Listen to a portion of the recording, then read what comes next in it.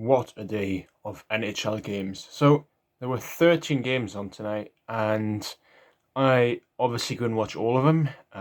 It's already 6:15 a.m. as I am recording this video here in Belgium. I wanted to watch lots of games, but I just wasn't able to. I didn't have the energy, nor did I have the will to. Honestly, I couldn't sit through 13 games, not even through 5. I did watch the beginning of and the middle part of the New York Rangers versus the Buffalo Sabres game, and I obviously watched my Toronto Maple Leafs against the Calgary Flames. So, where to begin? I'll begin with the Buffalo Sabres game versus the New York Rangers game. So, if we go to the game center on here, on the NHL website, the team stats, the Rangers, if you just look at the basic stats, so the shots on goals and the hits and the giveaways and blocks, the Rangers dominated the game, but that's far from the entire story. If you looked at it, the Rangers were very lackadaisical in many of their plays. They were very much passive in the attack, not really. Well, how do you say? They were not the Rangers that they should be. That's the best way to put it. When you look at their forward line, they've got Pavel Buchnevich, they've got Panarin, Zibanejad, obviously Lafreniere. Chris Kreider isn't bad. Strome isn't necessarily bad. He's a good player to have on your team. Yet, the Rangers cannot buy wins. They couldn't buy wins for love nor money, and it's going to end up being problematic for them if they can't start to get some results together. If you look at the further stats, the face-offs, 30% for the Rangers, 70% for the Sabres. The power play, 0 for 3 for the Rangers, 2 for 4 for the Sabres. The problem with the Rangers is, I think, their lines. It's very basic. Obviously, if they aren't scoring, they're not performing. Change up the lines, but it's more than just the players on particular lines. It's the chemistry that seems to not be there. They don't seem to be playing for the team. They seem to be playing for themselves rather than for the team to get that goal, that common goal of reaching the playoffs, and then in the playoffs potentially going far into them. Because when you look at it, the Rangers on paper should be one of the better teams in the East, and the East being one of the hardest divisions. Obviously, the Penguins aren't performing great. The Capitals are finding wins and then some losses, so they're not performing out of their minds either. Especially now that some guys like Ovechkin, like Kuznetsov are out. You look at the Islanders, who one day are exceptional, the other are nowhere to be found. There's really places up for grabs in this East Division, and New York, you would expect them to be one of the better teams. But that chemistry doesn't seem to be appearing, and coaching-wise, it's not been perfect either. There doesn't seem to be something tangible, something to work with. There doesn't seem to be a project, or there doesn't seem to be something that the Rangers can build on. Is it too early in the season to say that they should switch it up? Not necessarily in the coaching department, but the lines, switch the lines up completely, both offensively and defensively, to switch it up tactically, on the power play, on the penalty kill, just on 5-on-5, 4-on-4. I don't think it is 6 games into the season for the Rangers. They're 1-4-1. It's actually worse than I thought it was. 6 games into the season, you have played over 10% of the season. I don't think it's too early. However, that's not to take anything away from the Sabres, who are actually 3-3-1. They have been playing much better than I expected them to be. Taylor Hall has had a bigger impact than I thought, and that is with Rasmus Dahlin, who hasn't been really playing well. Jack Eichel finally got his goal today. Dylan Cousins is coming into his own. So, if I think about it, my predictions of the Rangers making the playoffs, obviously that could still happen. But I have definitely underestimated the Sabres and the Devils. The Rangers will come good, I think. Good enough for the playoffs? That remains to be seen. But up to Calgary, where for the second time, Toronto beat the Calgary Flames by 1 goal, and it's... the Toronto Maple Leafs are a curious case. So the Calgary Flames really just had a terrible first period, and if you discount that first period, or if the Flames just woke up before the first intermission, this game probably would have gone to the Flames, in fairness. And the Leafs, how do I explain this? For someone who hasn't watched the game, if I had 10 seconds to explain this game, the Leafs peaked after 20 minutes, and it was typical Toronto Maple Leafs. The Toronto Maple Leafs did what the Toronto Maple Leafs do. They play well for a short period of time, and then it falls apart. The only difference this time is that they hadn't conceded before they played well, which allowed them to actually take the win home. So, if we go through the game, if we go through the individual performances here, Mikko Lehtonen was obviously in the lineup instead of Travis Dermott, which is quite understandable.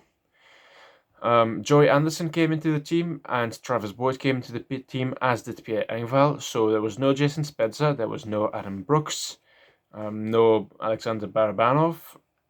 And I have to admit that I was impressed with that fourth line. Would I take Jason Spezza back into the line? Yes, instead of Pierre Engvall, most likely, even though he did have an assist. And he was 100% for the face-offs. Now, I don't know exactly how many face-offs he took. But the Leafs, after one, were leading the shots 10-1 and were winning 2-0. And 11 minutes into the third, the shots were 24-16 for the Calgary Flames.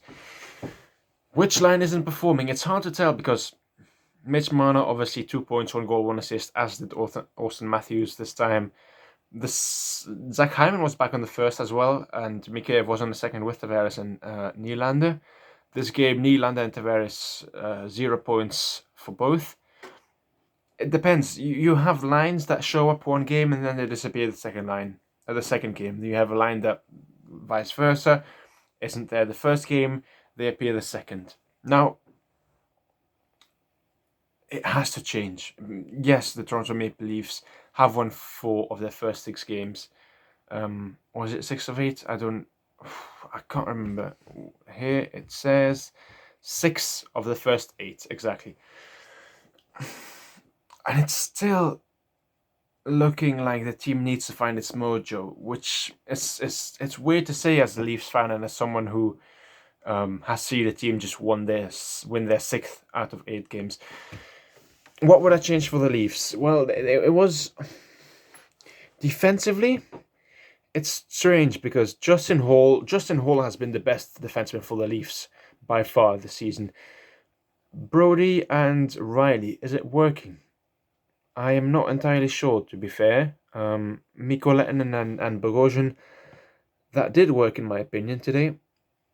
So are you looking at a change up in the lines? Bogosian and Riley, do you split them up? Do you pair Muzzin with Riley? Do you pair Hall with Riley? Do you perhaps even pair Bogosian with Riley? I don't think it's going to happen. I think Sheldon Keefe has faith in the first defensive line, which I can understand. You want to give them time to really get acquainted, to really get to know each other and to play off each other well after 20, 30, 40 games into the season, not after just 8. Frederick Anderson, yes, his save percentage was 885, but he had a better game than the stats tell. Yes, he let in 3 goals on the power play. One was on the power play, another one by Johnny Gaudreau. Well, 2 by Johnny Gaudreau, 1 by Lucic, 1 by Good, and then that's it.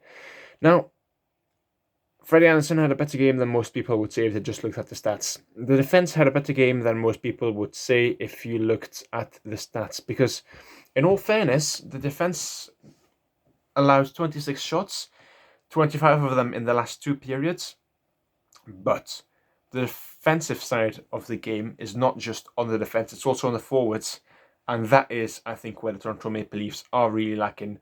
In the first one, you saw some back-checking by John Tavares, back-checking by Kerfoot, by Austin Matthews, which in the second and the third, you didn't really see much from a lot of those players. Is it something that I think the Leafs will look to improve? Obviously, but how far into the season will that improvement indeed come to play? I'm not sure. Next up are the Edmonton Oilers, and big performances are needed. The Edmonton Oilers are all up front. They lost 4-6 against the Jets, obviously, today, which goes to show at the back they're very shaky. They're not great. They're not good. Up front, they can't score against anyone. And it's a matter of outscoring the Edmonton Oilers truly if you want to beat them, if you don't have the defense to contain McDavid and to contain Draisaitl. What else is there to say about the game? It's just a curious game in case of the Maple Leafs being the Maple Leafs. You perform well, you peak at a certain point, and then it all goes downhill, and then somehow someone gets you out of that predicament of being 3, of being down, or the comeback nearly being completed. In this case, it was Travis Boyd with his first goal as a Toronto Maple Leaf, getting his goal to restore that lead to 3-1, and then Mitch Marner to restore the lead to 4-3. For the rest, there's not much to say really. It's not great from both teams. Both teams can improve, but a win is a win at the end of the day. Before I forget, the Matthew Tkachuk Jake Muzzin incident, where after the game Jake Muzzin just flips it back to Tkachuk. Well, it wasn't a hard shot, but he flips it back to Tkachuk, and Matthew Tkachuk really took it personally. He was ready to fight. He was livid. Can I understand Matthew Tkachuk's reaction? Yeah. Can I understand Jake Muzzin? Yeah. That's it. There's not more to it. It's just one guy just chirping at the other because he was sitting on his goalie, the other reacting as you would, most likely, after a loss. So yeah, there's not much more to it. I think it's good for hockey that those rivalries are being enhanced because of the divisional games. So nothing more to add, really. It wasn't a great review by me, but if you have sat through this review, thank you very much for watching. My name has been Norman. Please consider liking the video. Please subscribe to the channel, and I will talk to you very soon.